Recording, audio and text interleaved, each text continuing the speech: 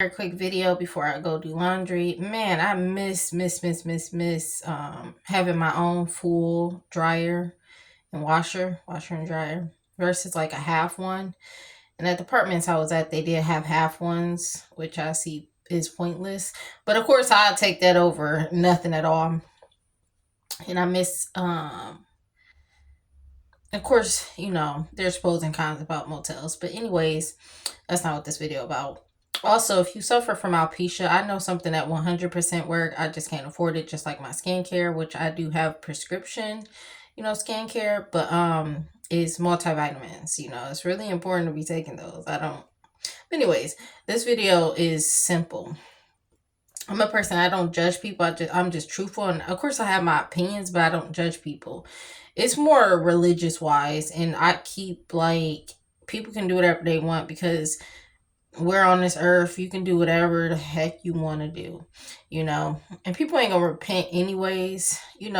That's the reason why I have Facebook still. At one point it was just for being homeless, being off of it for 5 years. But anyways, I don't care to be liked or loved unless you Jesus Christ or God, or being judged. Like, I really don't care. Anyways, this is called the point of this video is who would you save? Okay, of course you will want to save both people, okay? But in life situations, realistic ones, not like in movies where you'll be able to literally save both. Like in general, anybody who's seen Walking Dead, it has a lot to do with The Walking Dead. I love The Walking Dead, been a fan forever. But a lot of things was very unrealistic in the movie, but it was a lot of realistic ones. And they were strangers but became family, even though I don't believe in family stuff and friend stuff. Even with a small circle of like 2 to 3 friends and like older family members in middle age, but barely, no young folks.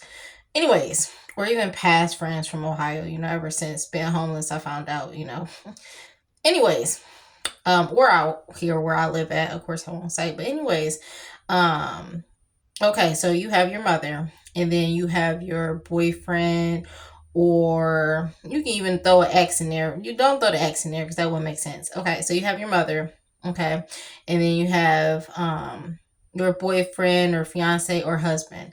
Which, let's go ahead and just say mother and husband instead of like a fiance or a boyfriend, okay? And so you got to save one of them. You can do whatever scenario. They can be in a car crash and you got to get one of them unbuckled. They can be hanging from a cliff. I don't know. You can come up with any scenario. Okay. Who would you save? Okay. Or another example would be if you had an old friend and then a new friend, who would you save? And of course, you would go back and try to save the other person, but who would you save first? And of course, like I said, of course, you're going to go back and try to save the other one as well. But if you know that you may only be able to save one person, who would you save? Would you save your mother or would you save your husband? And then with a friend equation, like I said, whatever scenario you want to be, it may be a car crash and both of them seatbelts are stuck or jammed up and you got to save one of them, and then of course try to save the next one if you can. In most cases in life, that's not the case. Sometimes it is, but anyways, who would you save? Your old friend or your new friend? In my opinion, and what I would choose is, of course, the mother over my husband. Of course, I, want to save both, but like this person birthed me, their family, when I did believe in a family thing. Has the thing changed just because I'm not into my immediate family, never will be close to them or never will talk to them? And it was in my best interest to never reconnect with them. But anyways, and then with the friend equation, I would save the old friend, to be quite honest. You knew them longer, and like at the end of the day, of course, the new friend can be a real friend, and then the old friend can just be, y'all not even no longer friends or anything. But like there was history, But like these days, none of that stuff matters no more. Like friends and family, none of that stuff matters. Like it's not how it used to be back in the day. And for a lot of families, it has never even existed. Some people do have really tight families, and I'd be jelly because they be real tight. You see a lot of Mexicans and Hispanics do not play that game. They be really close. Like at the end of the day, like when someone get pregnant in the family, you will see more than less of the Caucasians and Mexicans and Hispanics families will like forgive and like accept it. Whereas if you in a black family, they'll kick you to the curb. Same thing when you turn 18, and that the whole you're grown thing happens with any race. But lastly, um, I don't know, that's just my whole thing on it. Um, lastly, like I always loved helping people, and that's why I got into human services and found out it wasn't for me because I found out people who are supposed to help people be talking about them, like the residents or clients, and then each other. They tell people business, and I was just like, I was the only one that may have seemed different than everybody. And it was the same thing when I did with bullying at a school. Of course, I made the mistake of not transferring schools, no disability or nothing, being a teacher assistant by another black sister. Okay, obviously, who was jealous, and it wasn't even just my attire and my hair.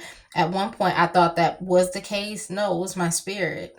Okay, anyways, like literally had me in the bathroom crying like a whole adult, because like she was turning people away from me, and of course it was in a hood, so follow the leader type of thing, people gonna follow. Okay, but anyways, I found out the helping field wasn't for me, and I wish when I found out about the helping field as I'm almost done, so I'll put my butter. I'm ready to get this laundry out the way.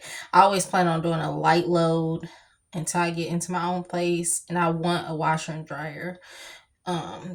Due to my condition and stuff, like so it was really convenient. But getting back on topic, at other motels where since that's one, but like I said, shoot, it's gonna be cheaper. Even needing two jobs, if I could pull off three, I would. But yeah, that's not gonna happen with my condition. And like with this one job, even though it's far, I would keep it if I got it. They was like uppity and it's far. Most likely they don't choose a Caucasian person over me. But if I was to get it, I would just play the bouncing around game. And when something else came up, which I'm waiting for this one janitorial job. It's a small warehouse, like little office or warehouse. It's really small. That's what it's in on the description, Monday through Friday. And I will do the second job that I'm at Burlington, which they don't really give a crap about me needing to go to the bathroom. The only issue I have is the register, which I try to, if they don't call twice, I'll never go. I'll let somebody else go because, so I'm gonna try to pull it off as long as possible. But I be having a store looking real good. Okay, getting back on topic. I'm a person, I jump around. I've always done that. I don't know why. I even took communications. I took a lot of different classes in college. And it helped, but obviously I still suck. Because I be jumping all around. But anyways, to get back on the job part, um, the helping field. I wish I knew then. It's just like with family and friends. And I have more issues with the family things than friends, to be quite honest about it, because when I moved out where I'm at, I no longer cared about friends and stuff. I didn't stay in touch even after I graduated for that specific reason. Like I was homesick, and like I didn't care about none of that stuff. So I just moved on. I didn't keep in touch with people until like years later, especially becoming homeless, which may make it seem like, oh, she just talking to me now because she need help. But anyways, I wish I learned then about the human service field is just the same thing with like immediate or the extended family. Like a lot of extended family literally ignored me or didn't respond, or etc., etc. So it's the same thing with most people from where I'm from, Ohio, which I don't mind saying. But anyways, I wish I knew that that's the same thing with immediate family. You can help them and do it just for the heart. Like I always help and give. You know, I don't never do nothing to people. I'm always a person who don't bother people. I'll be in my own lane, my own world, my guy. Like I don't bother nobody. Anyways, I wish I knew that about immediate family. That like no matter how much you help and give from the heart, not to be loved or liked or to be respected, people still gonna do you dirty, use you, gossip. You know, in my immediate family, all they do is talk about each other, and then um you know, certain people use people, and you know, it's very just dysfunctional. You know, at the end of the day, we're not really related 100% by the same parents anyways. And at the end of the day, like for example, my real father was never in my life. So like at the end of the day, as long as you got God and Jesus Christ, that's all I need. Like, you know, and obviously like a significant other, I don't need that to have a fulfilling life, you know. But again, I will always respect my ex. Hopefully, he didn't do what he was accused of. I don't believe he did, but he could have. You know, I respect him being right all along about my immediate family. You know, and the examples I like, the stories I told him about that I haven't even mentioned on here, you know, let him know that, you know, like it was an incident. I'm gonna stop holding my butter and get stuff done. It was an incident where I wanted to see if my family really cared, because I started noticing my mother would always leave me hanging over dudes, like going to the movies, for example, or oh, it's taking too long. Like I worked at the movies and we had to wait a little bit to see movies. I mean, to see the movie, because there's like a rule or something. I don't remember what it was. And she was like, "Well, I could have been with this person." It was obviously gonna be a dude. But anyways, like she would one day I was waiting for her and she was saying she was just going to get takeout, and she ended up eating in. Like, dang, you could at least let me know instead of just leaving me hanging. And then at the end of the day, if it was never for my stepfather, and I may not claim him, but I appreciate what he did as a child, because we had a good childhood, like I said, in teenage years. You can't see me good, it doesn't matter. um if it wasn't for my stepfather, we all would have been molested as females, or end up being taken, or just all even more jacked up than some of us are. Because you know, like some people, and everybody has a story too. You know, this particular person has a story. I don't have to go into the detail, but it's like a lot of people have trauma from their childhoods, and it's the reason why they are the way they are. You know, some people may be like a person who put dudes over people. Like if you ever heard about Honey Boo Boo, her mother did that.